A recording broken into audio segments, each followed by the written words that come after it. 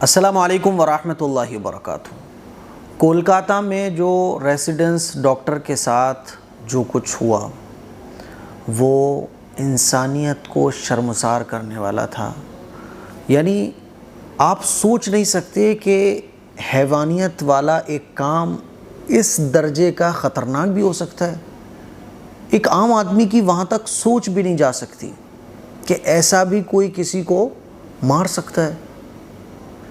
بڑی حیرانی ہوئی مجھے، وہ پورے خبر آپ لوگ جانتے ہیں، پورے ملک میں آکروش ہے، لوگ آواز بلند کر رہے ہیں۔ میں نے بھی سوچا کہ مجھے اللہ کے ہاں منہ دکھانا ہے کہ میرے پاس ایک سوشل پلیٹ فارم تھا۔ ایسے گندے اور گھنونے کام کے لیے میں نے کیا کیا؟ میں اتنا تو کر سکتا ہوں نا۔ اللہ کے نبی کا ارشاد بھی ہے کہ تم برائی کو اپنی طاقت کے مطابق روکو، برائی کو جس لیول پہ تم روک سکتے ہو روکنے کی کوشش کرو۔ یہ تو مطلب برائیوں کا لیول بھی ختم ہو جائے ایسی برائی ہے جہاں سوچ شیطانیت کے کاموں کو کہاں تک سوچا جا سکتا ہے، اس کی بھی حدیں کراس کرنے والا کام۔ یعنی آپ یہ کہیے کہ ایسا گھنونا گندا حیوانیت سے بھی آگے بڑھ کر راچھس جو شیطان ہوتا ہے نا، سوچا نہیں جا سکتا، امیجن نہیں کیا جا سکتا ایسا خطرناک کام۔ آج ہی میں ایک رپورٹ پڑھ رہا تھا اس خبر کے سلسلے میں، تو 150 گرام تو منی نکلی ہے، ویرے نکلا ہے اس لیڈی ڈاکٹر کے اندر۔ جسم پر جگہ جگہ نشان بنے ہوئے ہیں کاٹنے کے، پیٹ پر، ہونٹ پر، کان پر، آنکھوں سے خون تھا، منہ سے خون تھا۔ گینگ ریپ کیا گیا ہے اس کے ساتھ، ریپ نہیں گینگ ریپ، اور گینگ ریپ بھی حدوں کو پار کر دینے والا واقعہ۔ پورے ملک میں آج ڈاکٹرز نے اسٹرائک بھی کی ہوئی تھی، اور یہ ڈیمانڈ کی جا رہی ہے پورے ملک کے اندر کہ ایسے حیوانوں کو سڑک پر لٹکا کر موت کی سزا دی جائے۔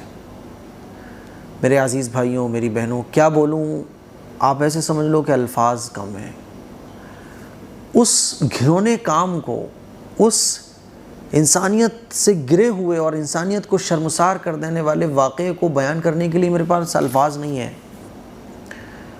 میں اتنا کہنا چاہتا ہوں کہ آواز اٹھائیے، سخت سے سخت آواز اٹھائیے۔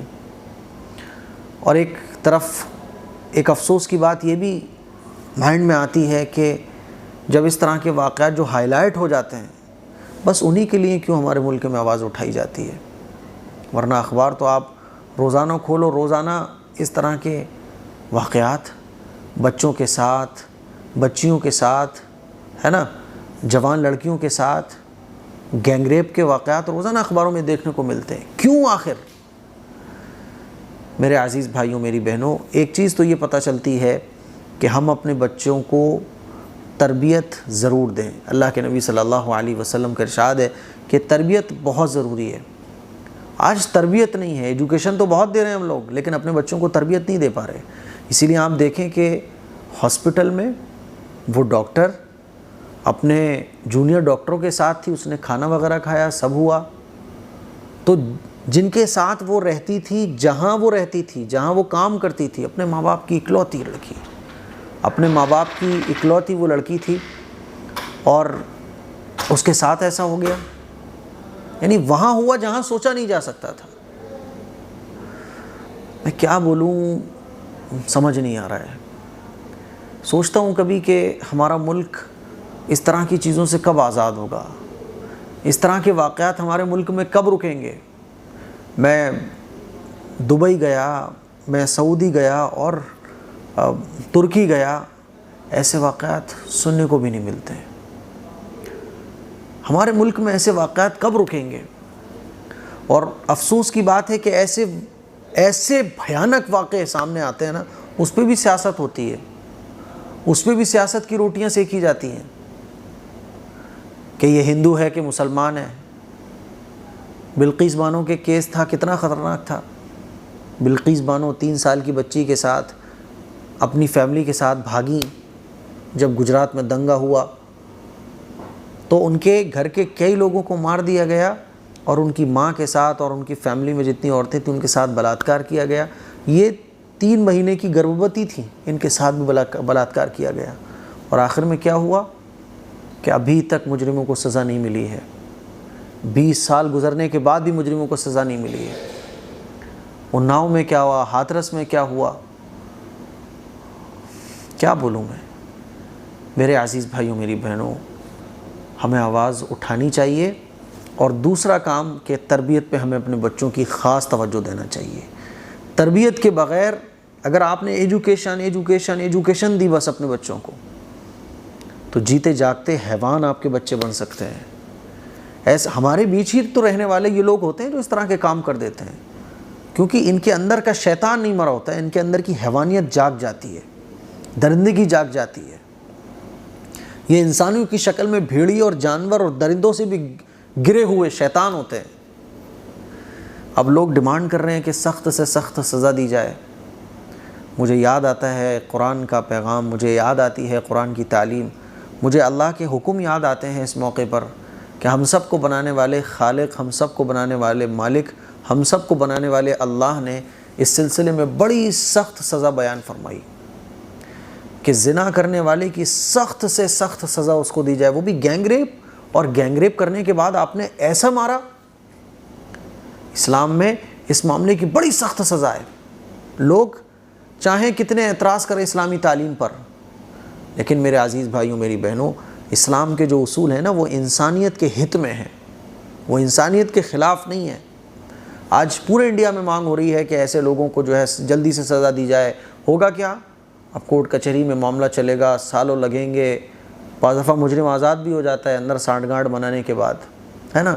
تو لوگ ڈیمانڈ کر رہے ہیں، میں دیکھ رہا تھا سوشل میڈیا پہ لوگ ڈیمانڈ کر رہے ہیں کہ ایسے مجرم کو فوراً موت کی سزا دی جائے اور بھرے بازار میں لٹکا کے اس کو مارا جائے۔ یہی تو اسلام کہتا ہے۔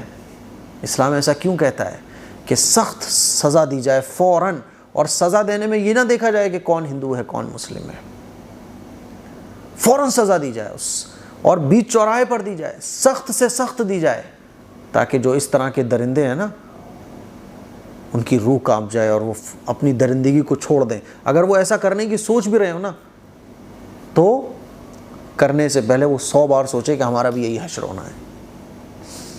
میں سوچ رہا تھا کہ ان کے ماں باپ، اس بچی کے ماں باپ پر کیا گزر رہی ہوگی۔ 30 سال کی بچی، مڈل کلاس سے تعلق رکھتی تھی وہ لڑکی، ماں باپ نے کتنے خون پسینے کی کمائی سے اس کو ڈاکٹر بنایا ہوگا۔ ڈاکٹر بننے کے بعد وہ ٹرینی ڈاکٹر کے طور پر کام کر رہی تھی وہاں۔ ماں باپ نے کتنے خواب سجائے ہوں گے، کتنے ارمان سجائے ہوں گے، کیا کیا اپنی بیٹی کے بارے میں سوچا ہوگا۔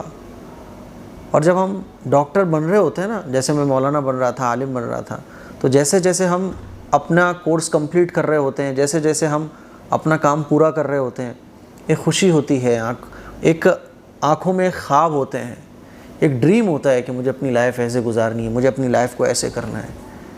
سوچ رہا تھا کہ اس فیملی پر کیا گزری ہوگی، والدین پر کیا گزری ہوگی۔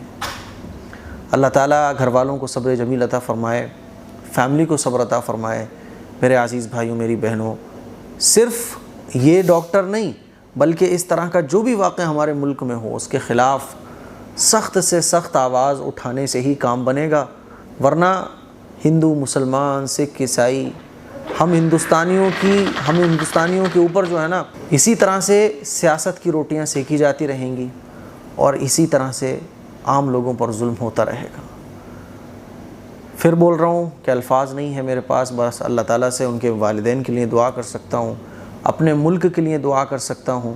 اللہ تعالیٰ ایسے جانوروں کو نیست و نابود فرمائے اور ہماری بہن بچیوں بیٹیوں کی ایسے درندوں سے، ایسے شر سے، ایسے شریروں سے، ایسے کمینوں سے حفاظت فرمائے۔ السلام علیکم ورحمۃ اللہ وبرکاتہ۔